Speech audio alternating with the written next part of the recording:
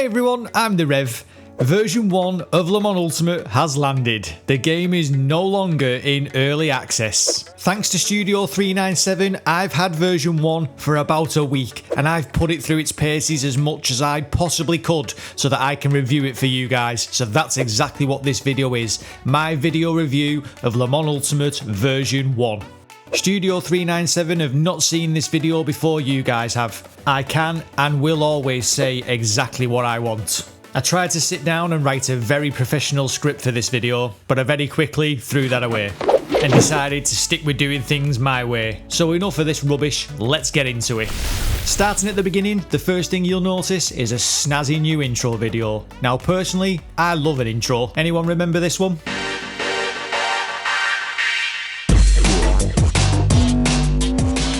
Absolute classic. But anyway, once you pass the intro, you're treated to a new main menu.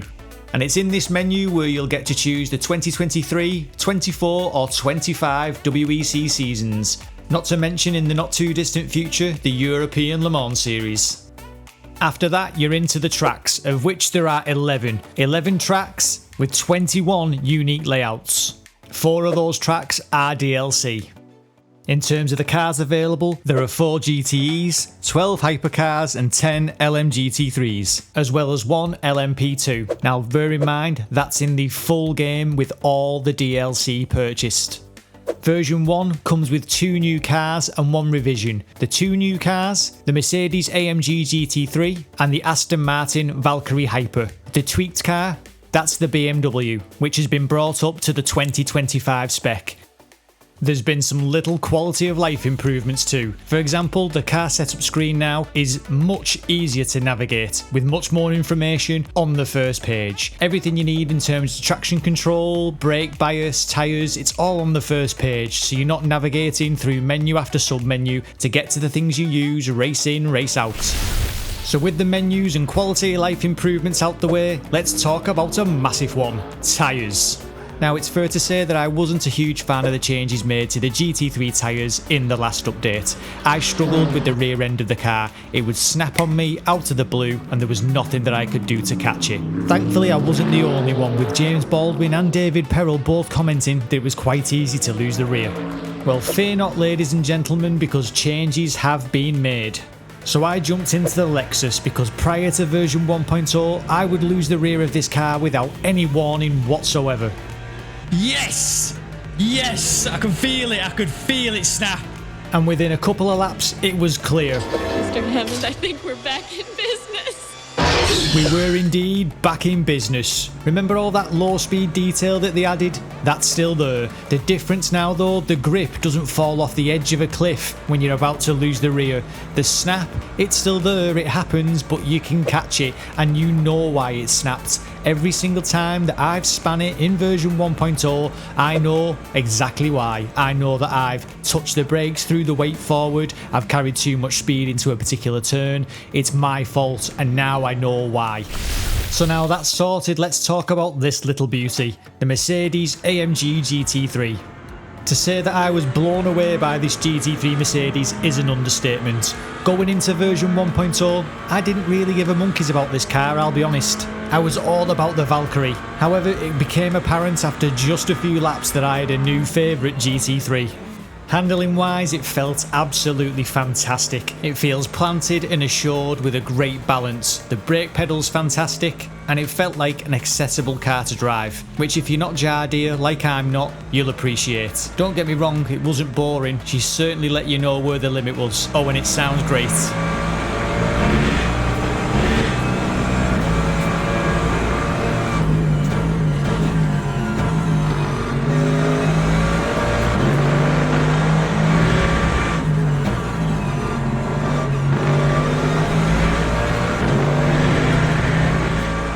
You've gotta love that dirty AMG engine note. So the Mercedes GT3, it's fast, it's fun, and it's free to everyone. So what about this little sweetheart? With a V12 engine, there's no doubt that she's the darling of the hypercar scene at the moment. Have the boys and girls at Studio 397 been able to do her justice? The answer is a resounding yes. Let's compare it to the original car, round into Lagos.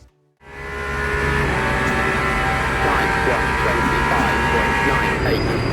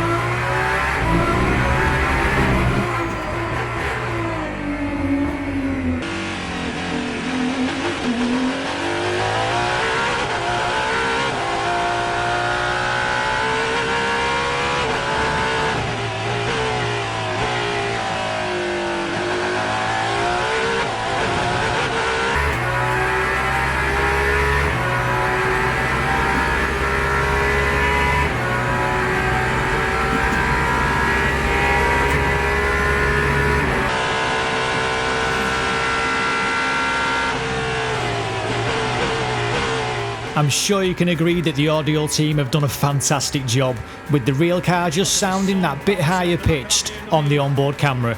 So with her sounding absolutely magnificent, how did she feel to drive? Well, I chucked it round Spa against the AI and I was absolutely blown away again. There's been slight physics revisions to the hypercars with this update, and I'm happy to say it's all positive. To me, they feel slightly heavier, and I feel as though I get more of a perception of downforce through the force feedback. Taking this Aston Martin Valkyrie through Raidillon and Eau Rouge, you can feel the car squat down and the aero really start to force you into the track. It's a great feeling. This is my actual reaction to my first drive. It looks glorious, it sounds glorious, and it feels really nice. Fantastic.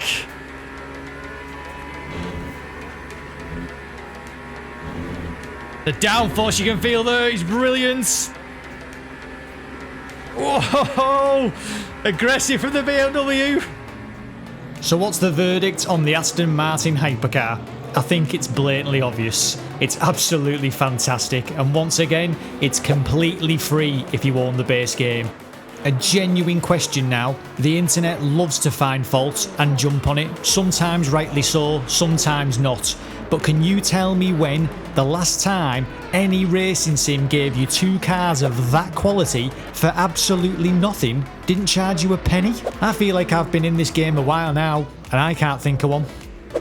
Driving this car was one of those moments where I actually remembered why I started sim racing in the first place.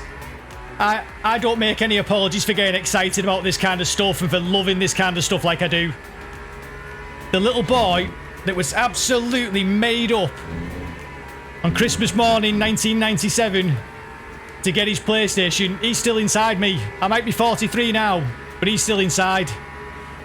He doesn't come out very often, because when you're an adult, there's just less to get that kind of excited about.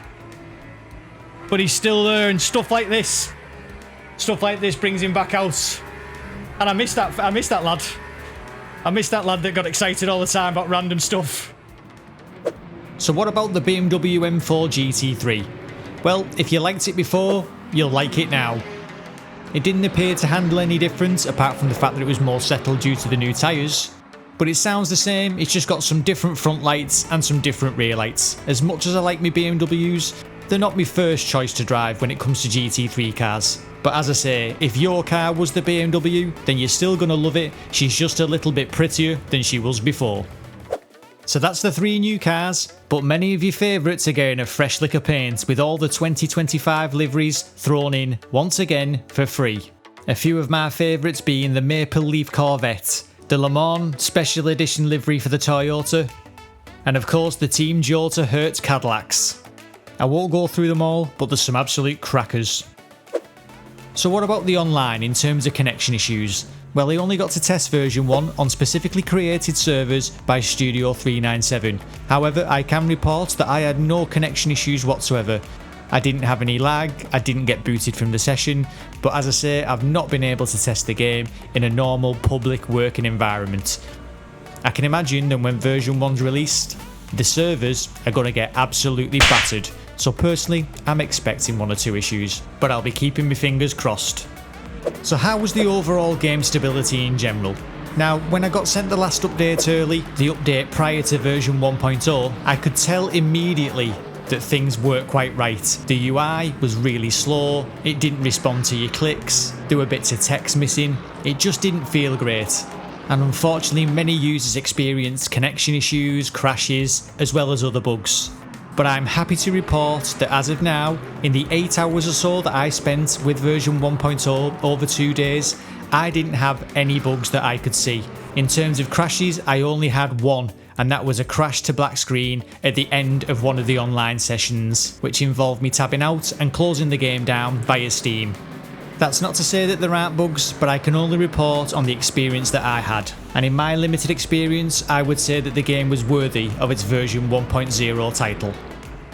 So overall, the big question, is the game worth the money? If you didn't dive in early access and you've been waiting for version 1.0, should you dive in now? For me, the answer is yes. Would I buy the base game? No, definitely not. Seems pointless. A lot of the great content is DLC. If I was brand new to the game, then I'd buy the new pack that's going to be released alongside, that's called the WEC All Access Bundle, and this gives you a 15% discount compared to buying every DLC pack standalone. If I wanted to buy 11 tracks and upwards of 20 cars on iRacing, I'm not going to put that price up, but it'd be a lot more than £69, and that's not me knocking iRacing before everybody kicks off. I'm literally giving you a point of reference as to what's classed as worth the money in sim racing today. So I believe the game is worth a purchase today, but what about the future? Well, the future for Le Mans Ultimate, in my opinion, is massively bright. You've got the European Le Mans series coming, bringing 3 new circuits, more cars, more variety. Not to mention that, they're hard at work on the career mode, so more single player action in the future. For those of you that don't like racing online, or that just like to switch to single player every now and again, like me, this is going to be fantastic. I can't wait to run a full career mode on the channel. And if the AI in version 1.0 is anything to go by, I had great fun racing them round Spa, so the potential is there. I've been playing Le Mans Ultimate now for about 8 months. I bought the full game and season pass with my own money that I earn in my 9-to-5 job, so I'm a customer just like you. The difference in quality that I've seen from 7 months ago in early access to now is like night and day. This studio's had a turnaround in fortunes that McLaren would be proud of. During this video, I've heaped praise on this game, and I know that some of you are not going to like that. I can assure you that a negative video would have got me a damn sight more clicks than a positive one. But those that watch this channel regularly, they know what I'm about. I do this hobby to escape for an hour what can be the monotonous, boring life of an adult. My time spent with Le Mans Ultimate version 1 has been brilliant, and I look forward to many, many more hours on it in the future. If you like what I do on the channel, please hit that like and subscribe button, as it helps me to continue make content like this. And if you didn't like it, then do you know what? You can't win them all in this life. As always, I've been the Reverend. Thank you very much for watching.